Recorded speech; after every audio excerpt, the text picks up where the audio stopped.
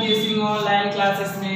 आज हम लोग एनसीईआरटी क्लास 10th का मैथ पढ़ेंगे। क्लास 10th के मैथ के अंतर्गत लेसन 1.3 यानी प्रश्नावली 1.3 देखते हैं और इसके सवाल नंबर पहले की बात करते हैं। सवाल नंबर पहला देखने से पहले सबसे पहले आप लोग मेरे प्लेलिस्ट में जाकर के उदाहरण नंबर 9, उदाहरण नंबर 10, उदाहरण नंबर 11 और प्रमेय 1.4 को जो है पढ़ लीजिए। उसके बाद इस वीडियो को देखिए, ठीक है। क्वेश्चन दिया है, सिद्ध कीजिए कि √5 एक अपरिमेय संख्या है, ठीक है। तो √5 एक अपरिमेय संख्या है। √5 के पहले √2 और √3 ये भी क्या है, एक अपरिमेय संख्या है। इसके विषय में आप लोग अगर जाकर के पहले पढ़ लेंगे तब यह √5 का मान और अच्छा तरह से समझ में आएगा, ठीक है। हालांकि इसमें से कोई एक मान से पूरे मान जो है निकल सकता है, ठीक है। तो अगर आपको √2 जो है एक अपरिमेय संख्या है, इसको देखना है तो प्लेलिस्ट में जाकर के प्रमेय 1.4 में देख सकते हैं, ठीक है। इसके बाद जो है उदाहरण नंबर जो है जो 9 है, उदाहरण नंबर 9 में जो है √3 एक अपरिमेय संख्या है बताया गया है, यहाँ से देख सकते हैं, ठीक है। इन दोनों को देख लेंगे √2 और √3 का मान अपरिमेय के रूप में, तो यह आपको आसानी से समझ में आ जाएगा। चलिए अगर मान लेते हैं कि अगर इसको √3 को जो एक अपरिमेय संख्या प्रूव करना है, ठीक है, सिद्ध करना है, तो सबसे पहले क्या करेंगे कि इस √5 को क्या मान लेते हैं, परिमेय संख्या मानते हैं। क्या मानते हैं, परिमेय संख्या मान लेते हैं और इसको हल करते जाएंगे। अगर यह परिमेय संख्या नहीं प्राप्त होती, इसे कल्पना कर रहे हैं, ठीक है। अगर नहीं प्राप्त होती है तो कैसी संख्या हो जाएगी, अपरिमेय संख्या हो जाएगी। कैसे हो जाएगी, जब परिमेय संख्या नहीं होगी, परिमेय नहीं होगी तो क्या होगी, अपरिमेय होगी। चलिए अब हम लोग जो है आगे बढ़ते हैं और इसको देखते हैं।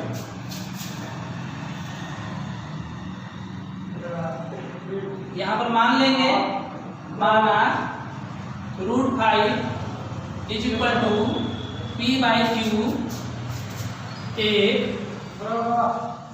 परिमेय संख्या है, एक परिमेय संख्या है, ठीक है। जैसे माने हैं कल्पना की है, ठीक है, परिमेय संख्या हो सकती है। आप क्या करेंगे, p और q सह-अभाज्य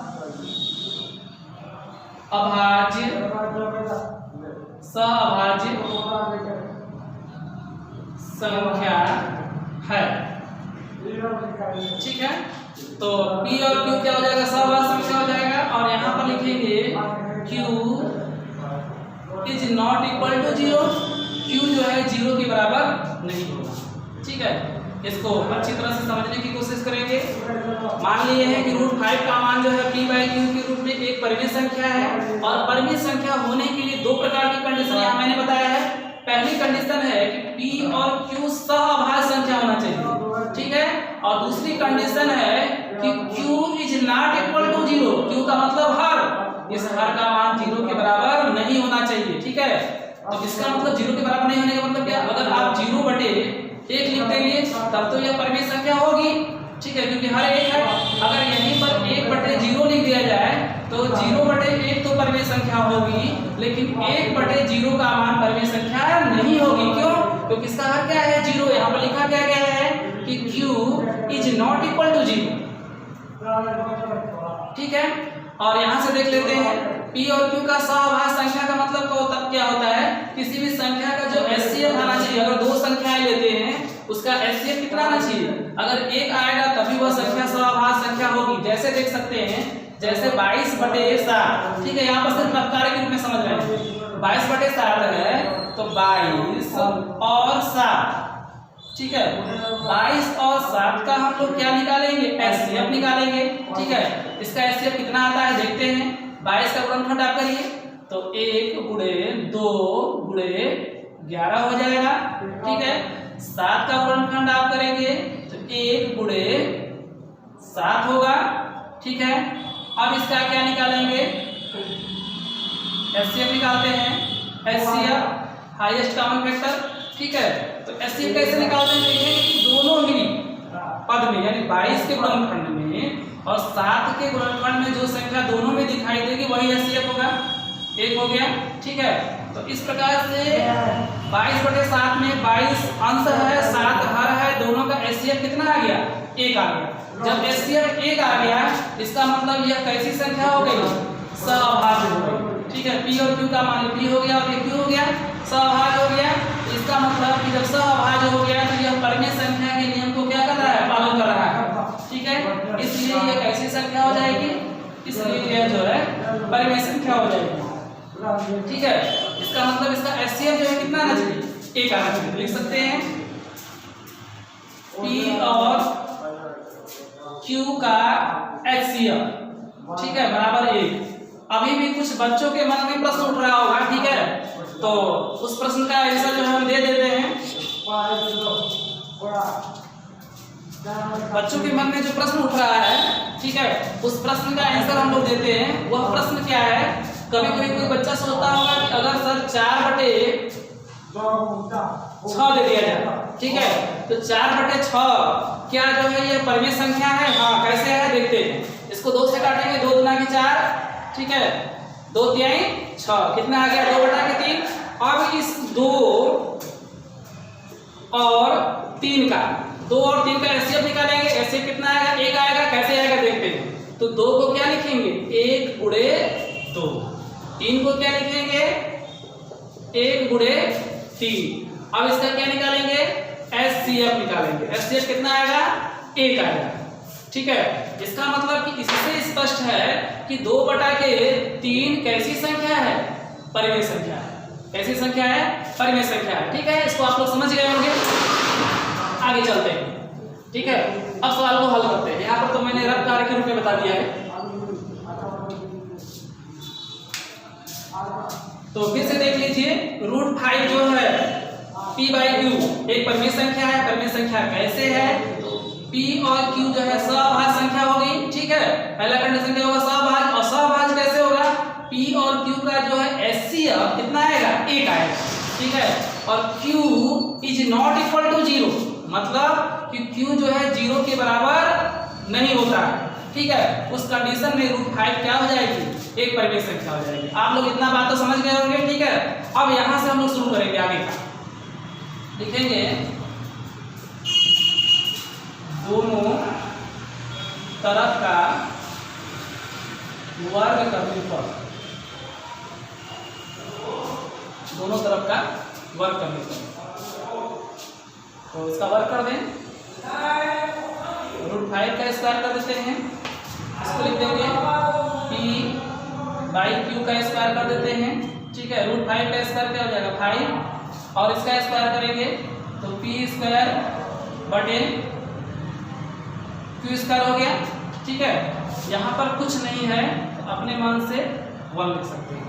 इसका गुणा इसमें कर दें, इसका गुणा इसमें कर दें, तो q² का गुणा 5 में करेंगे तो ये होगा 5q²। ठीक है ना, q² का गुणा 5 में करेंगे तो 5q² हो गया। अब 1 का गुणा p² में करेंगे तो p² होगा, है ना। अब यहाँ से q² का मान निकालते हैं, p²। ठीक है, अब जो है 5 किसमें है, इसके साथ q² के साथ गुणा में है। अब क्या हो जाएगा, भागा में जाएगा, और भाग का मतलब बटा, भाग का मतलब बटा। इसके बटे जो है p²/5 हो जाएगा। इसको मान लेंगे समीकरण नंबर 1। ठीक है, यहाँ से हम लोग कुछ चीजें देख रहे हैं कि p²/5, इसका मतलब कि p² को 5 से क्या किया गया है, विभाजित किया गया। क्या किया गया है, विभाजित किया गया है। जब p² 5 से विभाजित होगा तो p भी क्या हो जाएगा, 5 से विभाजित हो जाएगा। जैसे p² मान लेते हैं, p² का मान 25 है। ठीक है, और p² में 5 से भगा दे रहे हैं, 25 में 5 से भगा देंगे, 5 × 5 = 25, 5 बार में कट गया। अगर यहाँ मान लेते हैं कि p = 5, p = 5 मान लेते हैं। ठीक है, जब p का मान 5 हो गया तो p/5 यानी कि 5/5 एक बार में कट गया। ठीक है, तो यहाँ से स्पष्ट है कि अगर p²/5 मतलब p² अगर 5 से कटता है तो p भी 5 से क्या हो जाएगा, कट जाएगा। ठीक है, तो यही चीज यहाँ लिखना होगा,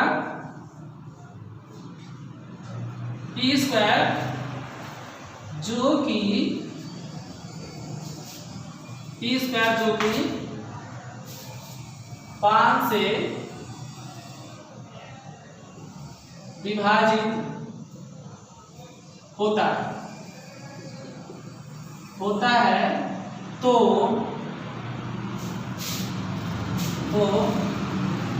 P भी 5 से विभाजित होगा। ठीक है, इसका मतलब अगर P स्क्वायर तो 5 से विभाजित होता है तो P भी 5 से क्या होगा, विभाजित होगा। जब यह 5 से विभाजित होगा इसका मतलब इसका एक गुणनखंड किसके बराबर हो जाएगा, 5 के बराबर हो जाएगा। ठीक है, यानी P का एक मान जो 5 आ सकता है, तो लिख सकते हैं अतः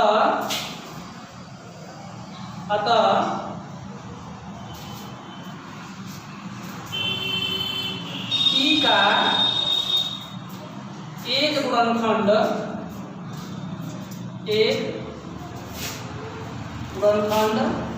5। ठीक है ना, जब 5 से विभाजित होगा तो P का एक गुणनखंड क्या हो सकता है, 5 हो सकता है।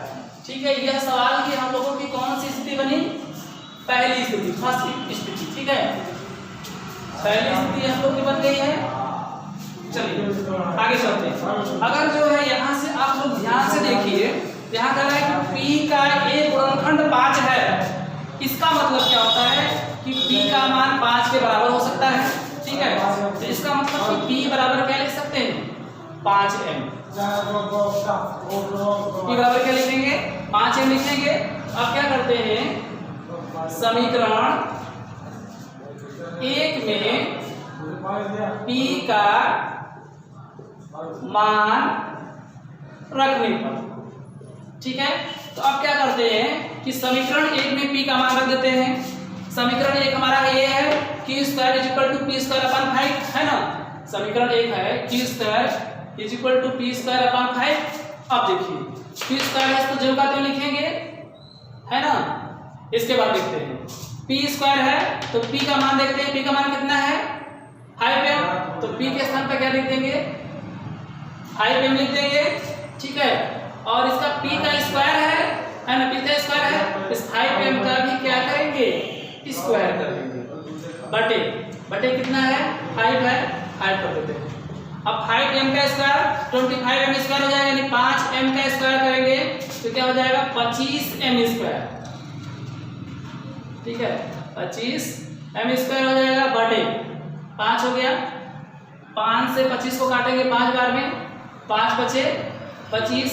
ठीक है, जो कटेगा उसको काटेंगे, जो बचेगा उसको लिख देंगे। तो क्या बच रहा है, 5m स्क्वायर, तो यहाँ पर लिख देंगे 5m स्क्वायर। ठीक है, ये Q स्क्वायर का मान हो गया। ठीक है, अब देखिए, अब यहाँ से अगर हम लोग जो है m स्क्वायर निकालेंगे, Q स्क्वायर तो रहेगा ही, यह 5 किसमें है, गुणा में, इधर जाएगा तो किसमें जाएगा, भाग में हो जाएगा, तो Q स्क्वायर अपॉन 5, यानी Q स्क्वायर बटे 5 हो जाएगा। तो यह m स्क्वायर का मान हो गया, या इसको सीधा करके लिख देंगे m square is equal to Q square upon 5। ठीक है, m स्क्वायर का जो मान होगा वो Q स्क्वायर बटे 5 हो जाएगा। इसको मान लेते हैं समीकरण नंबर 2। ठीक है, यहाँ पर देखेंगे Q स्क्वायर अपॉन 5 है, जैसे वो है यहाँ पर वही है, तो Q स्क्वायर अपॉन 5 है, यानी Q स्क्वायर बटे 5 है। इसका मतलब कि Q स्क्वायर में 5 से क्या किया गया है, भाग दिया गया है। ठीक है, इसमें 5 से जो है भाग दिया गया है। ठीक है, यानी 5 से क्या हो रहा है, यह विभाजित हो रहा है, तो लिखेंगे जब Q स्क्वायर 5 से विभाजित होगा तो Q भी क्या हो जाएगा, 5 से विभाजित हो जाएगा। ठीक है, अब लिखेंगे Q स्क्वायर जो कि 5 से विभाजित होता है तो Q भी 5 से विभाजित होगा। ठीक है, यहां से देखेंगे अगर Q स्क्वायर 5 से विभाजित होता है तो Q भी 5 से विभाजित होगा। कैसे होगा, इसको मैंने बता दिया, अभी देख सकते हैं। ठीक है, अगर मान लेते हैं कि Q स्क्वायर का मान जो है 25 है, ठीक है, और Q स्क्वायर में 5 से भगा देना है है ना। क्यू स्क्वायर का मान 25 है तो क्यू स्क्वायर में 5 से भगा देना है, तो 25 में अगर आप 5 से भगा देंगे तो 5 बार में कट गया, है ना।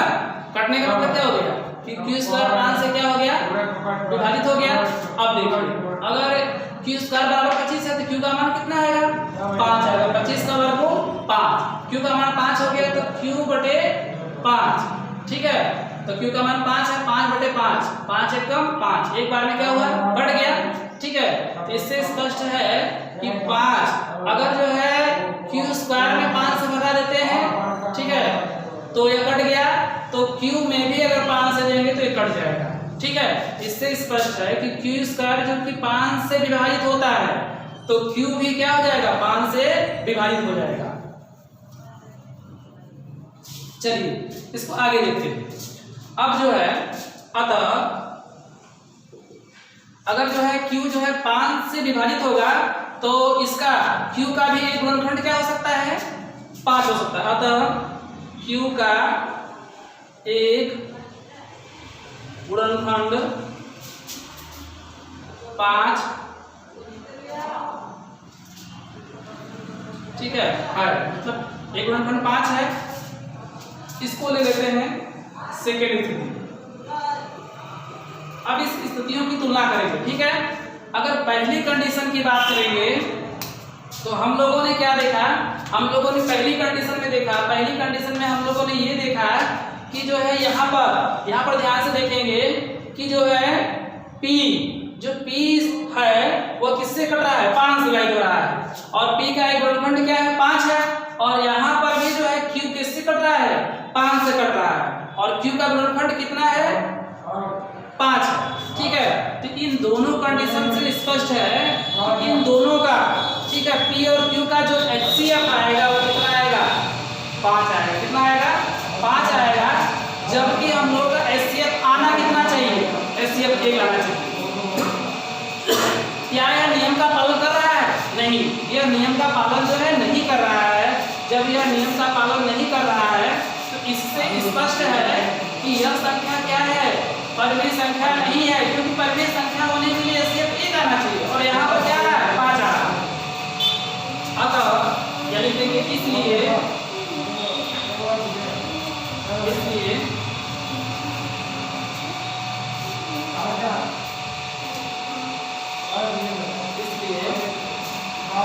रूट भाई बराबर P/Q एक परिमेय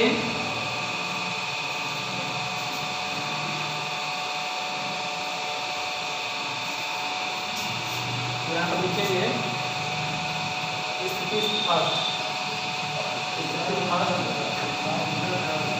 तथा सेकेंड स्थिति से स्पष्ट है कि √5 बराबर P/Q एक परिमेय संख्या नहीं, ठीक है। अगर यह जो है परिमेय संख्या नहीं है तो सीधी सी बात है कैसी संख्या हो जाएगी, अपरिमेय संख्या। तो यहाँ पर लिख देंगे √5 एक अपरिमेय संख्या है, अपरिमेय संख्या है। और इसके सामने लिख देंगे, ये एक से करना है तो लिख देंगे इति सिद्धम, इति सिद्धम।